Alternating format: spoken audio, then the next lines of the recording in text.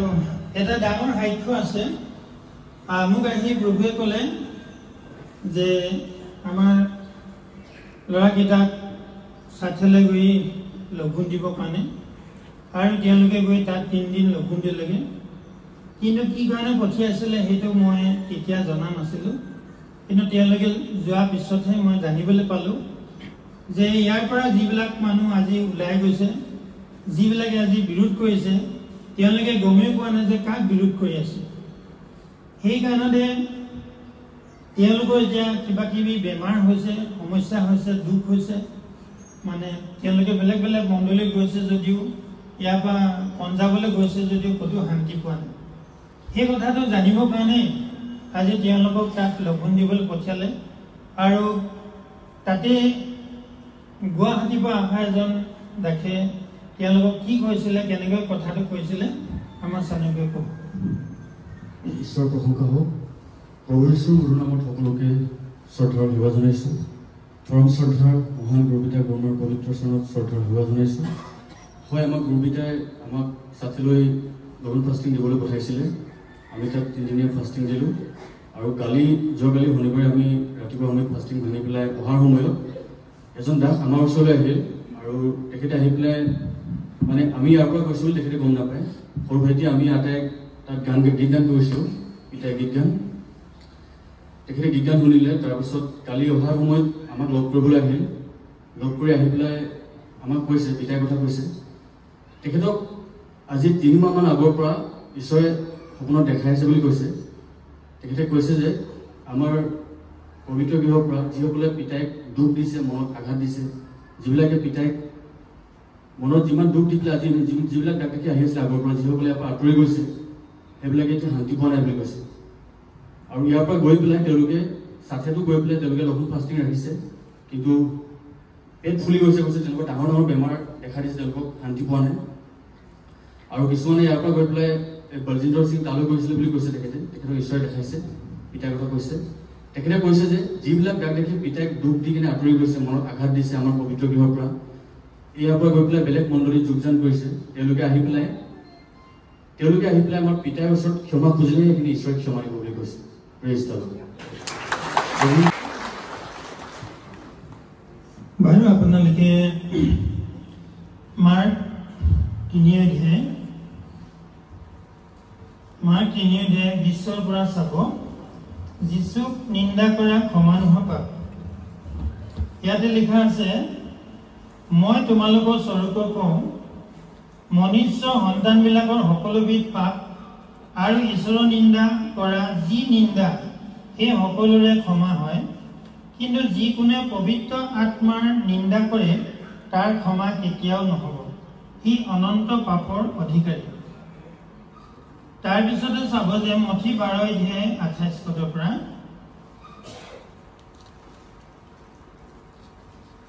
মই 21 পদৰ পৰা পাঠ কৰিছোঁ আপোনালোকে 28 পদৰ পৰা চাব ইয়াত লিখা আছে এই হেতুকে মই তোমালোকক কওঁ মানুহবিলাকৰ সকলো পাপ আৰু নিন্দাৰ ক্ষমা হ'ব কিন্তু পবিত্ৰ আত্মাৰ বিৰুদ্ধে নিন্দাৰ ক্ষমা নহ'ব আৰু যিকোনে মানুহৰ পুত্ৰৰ বিৰুদ্ধে কথা কয় তেওঁ ক্ষমা পাব কিন্তু যিকোনে পবিত্ৰ আত্মাৰ বিৰুদ্ধে কথা কয় তেওঁ ইহলোকত বা পৰলোকতো ক্ষমা নাপাব ইয়াত কি কৈছে ইহলোকত কি পৰলোকতো নাপাব এইকাৰণতে প্ৰভুৱে কৈছে পবিত্ৰ আত্মাক নিন্দা কৰা ক্ষমা নোহোৱা পাপ এইকাৰণে দ্বিতীয় তৃতীয় চতুৰ্থ পুৰুষলৈকে হাও পাব তাৰপিছতে চাব ইব্ৰী 10 অধ্যায় 26 পৰা 33 পদ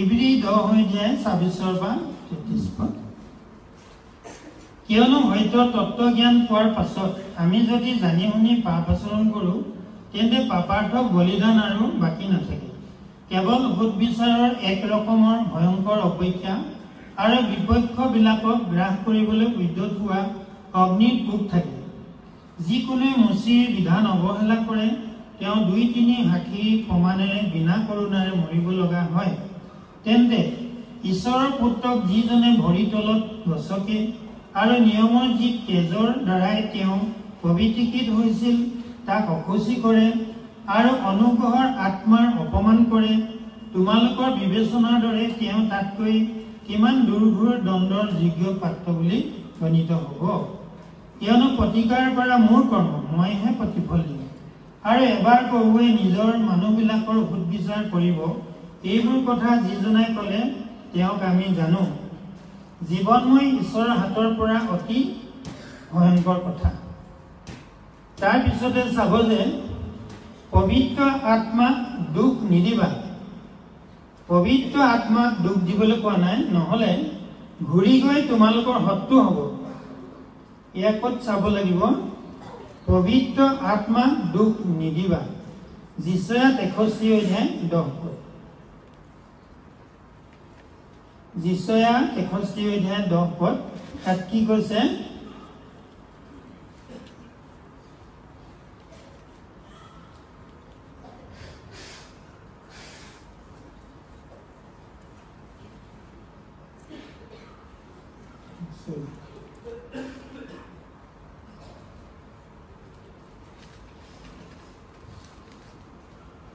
কিন্তু তেওঁবিলাকে বিদ্ৰোহ কৰি তেওঁৰ পবিত্ৰ আত্মাক বেজাৰ দিছিল। এই হেতুকে তেওঁ ঘূৰি তেওঁবিলাকৰ শত্ৰু হৈছিল আৰু নিজে তেওঁবিলাকৰ সৈতে যুদ্ধ কৰিছিল। ইয়াত কি কৈছে? কিন্তু তেওঁবিলাকে বিদ্ৰোহ কৰি তেওঁৰ পবিত্ৰ আত্মাক বেজাৰ দিছিল।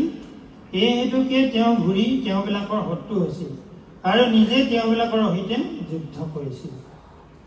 জিৰিমিয়া 7 অধ্যায় 15 পদ।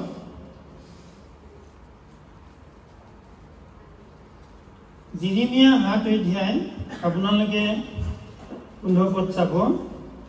আৰু তোমালোকৰ ভাইবিলাকক এনেকি ইফ্ৰাইমৰ গোটেই বংশক যেনেকৈ দূৰ কৰি পেলালো, তেনেকৈ তোমালোককো মোৰ সন্মুখৰ পৰা দূৰ কৰি পেলাম। এই হেতুকে তুমি এই জাতিৰ নিমিত্তে প্ৰাৰ্থনা নকৰিবা বা তেওঁবিলাকৰ নিমিত্তে নিবেদন কি প্ৰাৰ্থনা উৎসৰ্গ নকৰিবা বা মোক অনুৰোধ নকৰিবা, কিয়নো মই তোমাৰ কথা নুশুনিম। এইকাৰণতে ইয়াত তেনেকুৱা কেইবাজনো আছে। মই এতিয়া নাম ধৰি নকওঁ। তেওঁলোকৰ কাৰণে মই ইমান প্ৰাৰ্থনা কৰোঁ যে ক্ষমা কৰি দিয়ক, ক্ষমা কৰি দিয়ক। কিন্তু ঈশ্বৰে কি কাৰণে ক্ষমা কৰি নিদিয়ে, সেই কথাটো মই এতিয়া বুজিব পাৰিলোঁ যে তেওঁলোকৰ কাৰণে প্ৰাৰ্থনা কৰিবলৈ কোৱা নাই, কাৰণ তেওঁলোকৰ কাৰণে প্ৰাৰ্থনা কৰিলেও মই নুশুনিম কৈছোঁ। যিচয়া 5 অধ্যায় 19 পৰা 2 পদ চাব।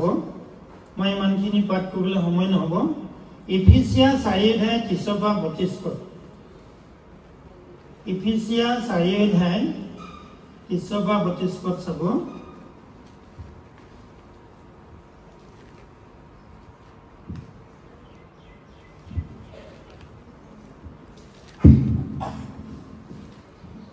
ইফিচিয়া 4 অধ্যায় 30 পৰা 32 পদ।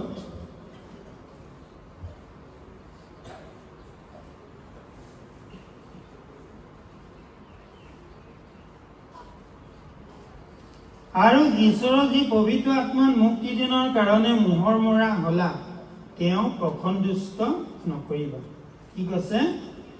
আৰু মুক্তি দিনৰ কাৰণে ঈশ্বৰৰ পবিত্ৰ আত্মাত মোহৰ মৰা হলা কৈছে, তেওঁক অসন্তুষ্ট নকৰিবা কৈছে। সেইকাৰণে সেই পবিত্ৰ আত্মাক দুখ নিদিবলৈ কৈছে। আৰু সেই পবিত্ৰ আত্মাক যদি দুখ দিয়ে, তাৰপিছত আৰু কি হ'ব?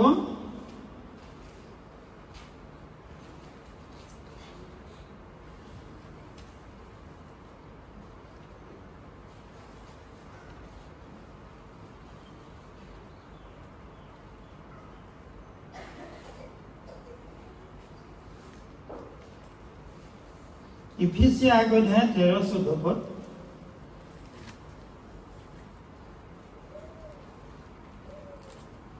ইফিচিয়া 1 অধ্যায় 13-14 পদ। তেওঁতেই তোমালোকে সত্যৰ বাক্য অৰ্থাৎ তোমালোকৰ পৰিত্ৰাণৰ শুভবাৰ্তা শুনিবলৈ পায়, তেওঁতেই বিশ্বাস কৰি অংগীকৃত পবিত্ৰ আত্মাৰে মোহৰ মৰা হলা ঈশ্বৰৰ নিজস্ব মুক্তিৰ অপেক্ষাৰে তেওঁৰ প্ৰতাপৰ প্ৰশংসাৰতে সেই আত্মা আমাৰ উত্তৰাধিকাৰৰ বৈনাস্বৰূপ হৈছে। এই কাৰণতে তেওঁতেই তোমালোকেও সত্যৰ বাক্য অৰ্থাৎ তোমালোকৰ পৰিত্ৰাণৰ শুভবাৰ্তা শুনিবলৈ পাই তেওঁতে বিশ্বাস কৰি অংগীকৃত পবিত্ৰ আত্মাৰে মোহৰ মাৰিলে। আমি এই কাৰণতে চাব যে আমি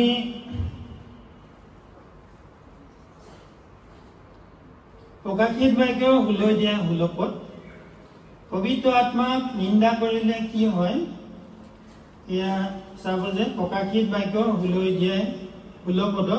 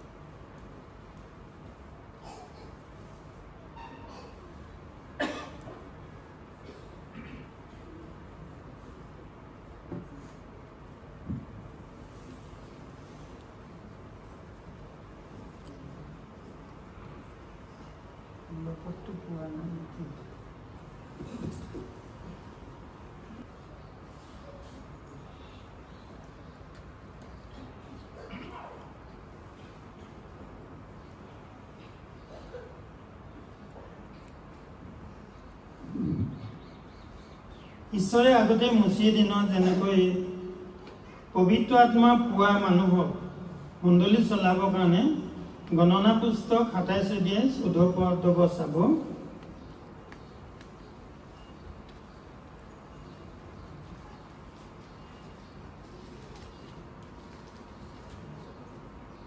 গণনা পুস্তক 27-14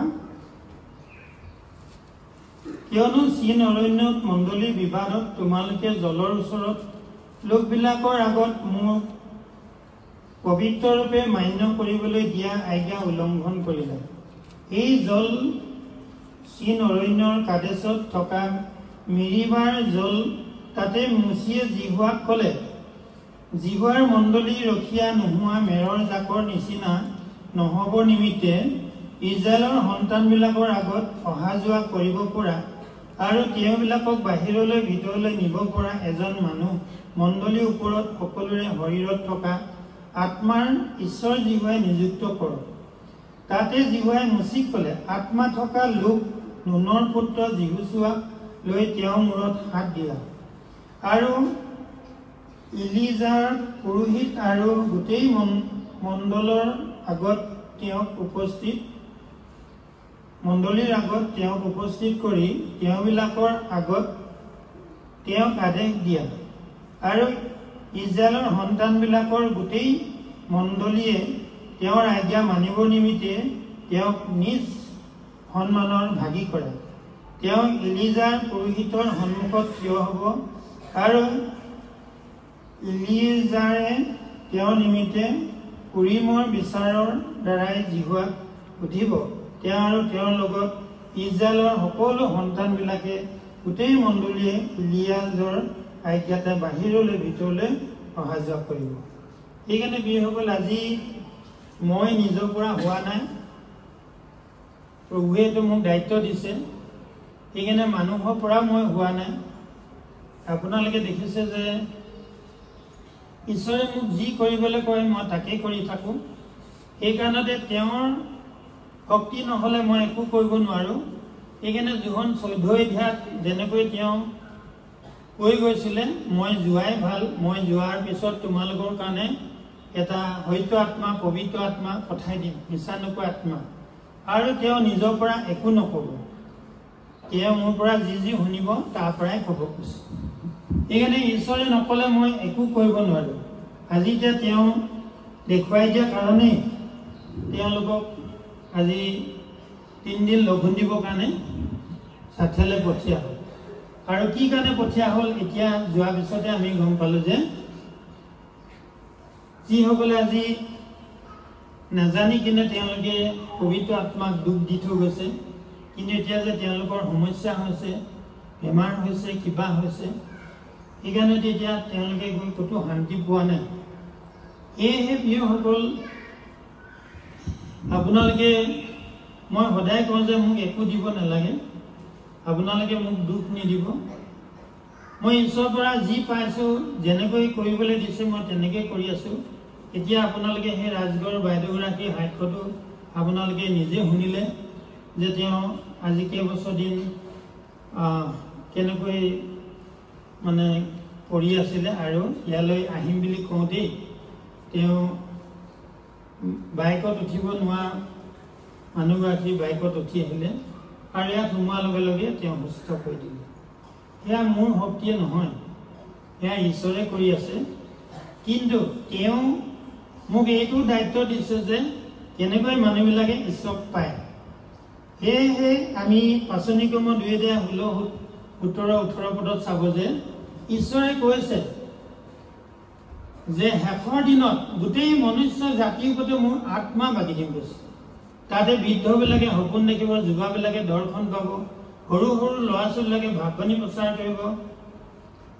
ঠিক তেনেকৈ সেই কথাটো আকৌ ক'ত লিখা আছে? আজি প্ৰভু যীশু অহা 2025 চন, তাৰ 4000 বছৰ আগতেই জুৱেল ভাৱবাদীক কোৱা আছিলে। সেয়া জুৱেল আপোনালোকে 2:27 পৰা 32 পদত চাব। সেই জুৱেল ভাৱবাদীতে কোৱা আছিলে যে ঈশ্বৰে শেষৰ দিনা গোটেই মনুষ্য জাতিৰ ওপৰতে তেওঁ আত্মাটো বাকি দিম কৈছে। সেইকাৰণে এতিয়া চাওক, আজি পবিত্ৰ আত্মা নেপালে যীচুক কোনো প্ৰভু বুলিব নোৱাৰে, আৰু পবিত্ৰ আত্মা নেপালে কেতিয়াও শক্তি নাপায়। সেইকাৰণে পাচনি কৰ্ম 1:8 পদত এনেকৈ লিখা আছে, যেতিয়া তোমালোকৰ ওপৰলৈ পবিত্ৰ আত্মা আহিব তেতিয়া তোমালোকে শক্তি পাব, আৰু জেৰুজালেম আদি কৰি পৃথিৱীৰ সীমালৈকে তোমালোকে মোৰ সাক্ষী হ'ব। মই যেতিয়া পবিত্ৰ আত্মা পোৱা নাছিলোঁ, তেতিয়াতো মই দোকানী আছিলোঁ, তেতিয়া মই দোকান দি আছিলোঁ। এতিয়াও সেইটোকে বহুতে কয়, এটা দোকানী লাগে, বাৰা পবিত্ৰ আত্মা দেৱতা নিকৰিলে। সেই কথাটো মোক প্ৰভুৱে আহি যেতিয়া মানুহবিলাকে দুখ দিয়ে, তেতিয়া প্ৰভুৱে মোক ক'লে, প্ৰভু যীশুকো তেনেকৈ মানুহবিলাকে কি কৈছিলে, এইটো কাঠ মিস্ত্ৰী পুতেক নহয় নেকি, তাৰ বাপেকটো কাঠ মিস্ত্ৰীহে, সিনো এনেকুৱা কৰিব পাৰি নেকি? কিন্তু প্ৰভু যীশু 30 বছৰলৈকে একো নকৰিলে। 30 বছৰ পিছত তেওঁ সেই ঈশ্বৰৰ কাম কৰিলে, 3 বছৰ কৰিলে। সেইকাৰণে এতিয়া চাওক, মইতো আজি 21 বছৰ হ'ল। তো সেয়েহে সকলোকে কৈছোঁ যে প্ৰভুৱে কোৱা কথা এটা যে মিছা নহয়। জোহন চৌধুৰী ইয়াত কৈছে, মই তোমালোকৰ কাৰণে এটা সত্য আত্মা পঠিয়াই দিম, আৰু জগতে তেওঁক মানে চিনি নাপাব, আৰু তেওঁক গ্ৰহণ কৰিব নোৱাৰে। কিন্তু তোমালোকে হ'লে তেওঁক দেখিছা, আৰু তোমালোকৰ লগতে থাকিব কৈছে। সেয়েহে প্ৰিয়সকল, আজি প্ৰভুৱে মোক যি কৰিবলৈ কয়, আজি গীতটোৰ কথাই মই কৈছোঁ যে মইতো নাজানো যে বাইবেলৰ বাক্যবিলাক যে এনেকৈ গীত বনাব পাৰে বুলি। কিন্তু তেওঁ যেনেকৈ এতিয়া মই গাই গ'লোঁ, গীতমালা 149:1 তোমাৰ হাতে মোক সজিলে, গঠনো কৰিলে, তোমাৰ আজ্ঞাবোৰ শিকিবৰ কাৰণে মোক জ্ঞান দান কৰে। আৰু সেইটো হৈছে জ্ঞানৰ কাম। আমি টকা পইচা কাক নালাগে, টকা পইচা সকলোকে লাগে। গতিকে টকা পইচা পোৱা গানটো কোনটো বাক্য? আৰু ক'ৰবালৈ গ'লে আমি যাত্ৰা কৰিব সময়ত আমাৰ হয়তো এক্সিডেণ্ট হৈ যাব পাৰে, কিন্তু আমি যদি সেই সময় নাই, আপোনাৰ সময় নাটনি, তেতিয়া আপুনি সেইটো গীতমালা 149 আপোনালোকে নহ'লে গানটো লগাই দিয়ক, নহ'লে আপুনি গীতমালা 149:2 মই পৰ্বতবিলাকৰ ফাললৈ চকু তুলি কম, ক'ৰ পৰা মোৰ সহায় আহিব? যিজনে আকাশ পৃথিৱী সৃজন কৰিলে, সেই জিভাৰ পৰা মোৰ। সেই গীতটো লগাই আপুনি ৰাতি শুবলৈ শান্তিয়ে শুবলৈ পাব। কেলে? দিনত শুই যায়, ৰাতি চন্দ্ৰই তোমাক প্ৰহাৰ নকৰিব, আৰু তুমি শান্তিয়ে শয়ন কৰিবলৈ পাব। আৰু সেই গীতটো লগাই মানুহ পাথৰ ওলাই গৈছে। এইকাৰণতে কৈছোঁ এই গীতবিলাক বেলেগৰ লগত নিমিলে আৰু আপোনালোকে এই গীতবিলাক শিকিব জনাই নজনাই শিকিলেও হ'ব আপত্তি নাই কিন্তু এই গীতবিলাকত যে শক্তি আছে আপোনালোকে চাব যে সেই গীতটোত কিমান শক্তি আছে আমাৰ ডাঙৰ ল'ৰাটো এক্সিডেণ্ট হ'ব বুলি মোক ঈশ্বৰে জনাই থৈছিল যে আমাৰ ধুনু এক্সিডেণ্ট হ'ব কিন্তু মই বহুত ভয় কৰিছিলোঁ কিন্তু প্ৰভুৱে সেই গীতবিলাক লগাই যোৱাৰ কাৰণে ইমান ডাঙৰ এখন বাছে তাৰ গাড়ীখন একেবাৰে চেপেটা কৰি পেলালে কিন্তু প্ৰভুৱে তাক বচাই দিলে কিমান ডাঙৰ বিপদ হ'ব সেইকাৰণতে আপোনালোকে বিশ্বাস কৰিব যে যেনেকৈ লিখা আছে পৰ্বতৰ ফাললৈ চকু তুলি মই কওঁ